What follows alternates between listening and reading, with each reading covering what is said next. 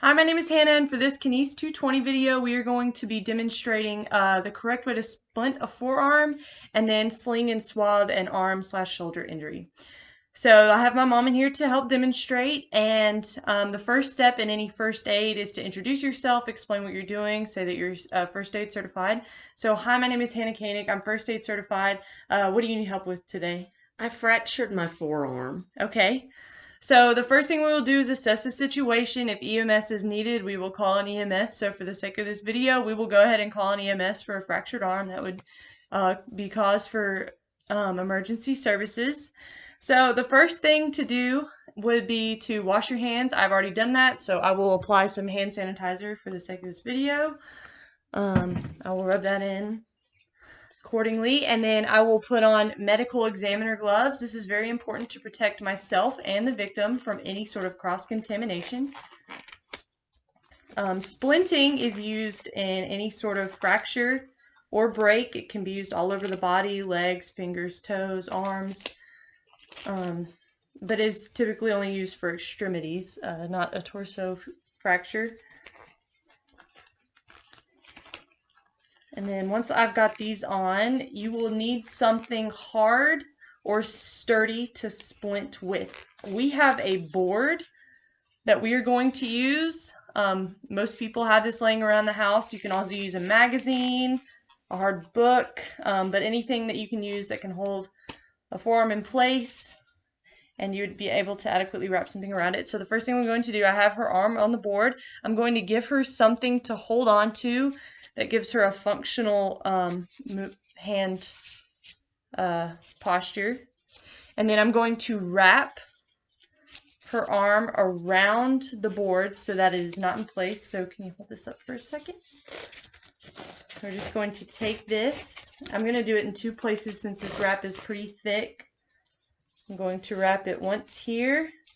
And the goal of this is not to be super tight and to cause any discomfort, because splinting in itself will probably cause some discomfort for a fractured forearm.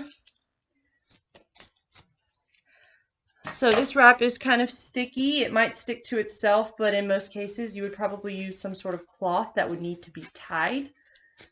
And then I will do it again up towards the top of her arm.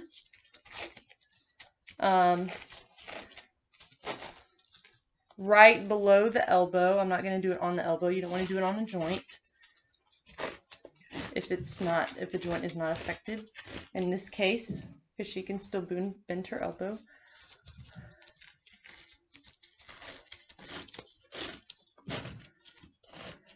Okay, and I will cut this.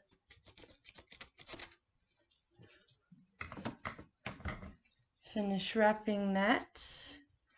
And again, this is sticky fabric, so it holds itself, but in a lot of cases, you might need to tie it and then adjust the tightening so that the person is more comfortable. So that is essentially how you would splint it, and then you would want to put it in a sling to reduce mobility. So in this case, we're going to assume that she also has a shoulder injury that cannot be moved, so we are going to sling and swathe her body. So for a sling, you can use anything like a big pillowcase. We're going to use a sweatshirt.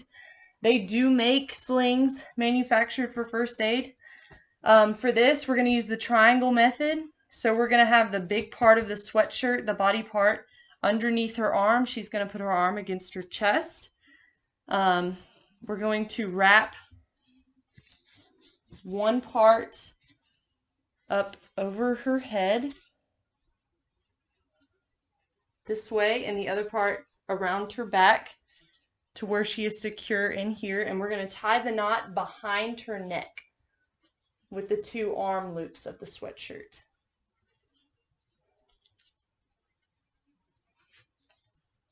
And then to keep her arm even more in place, we are going to swathe her body.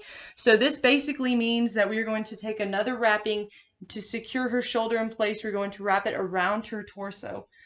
So she can lift up her other arm, and we are going to go around her body. And this immobilizes the shoulder Typically, you would use a thicker piece of cloth for this and a stronger piece of cloth. The cloth that we're using right now is not very strong, and we would secure it, make sure it goes all the way around and will not be undone. And she is securely in place. The EMS is almost here, and she is ready to be mobilized and taken somewhere else. So now I will remove the gloves, and to safely do that to prevent cross-contamination, I will grip down here by the wrist. I will cleanly pull one off, ball it in the other hand, stick 2 fingers under the other glove, slide it off. And this way, the only part of the glove that I touch is the part that my hands have previously touched. I will dispose of it in a biohazard waste basket, and if that is not available, I will place it in a plastic bag, seal it off, and throw it away in a normal trash can.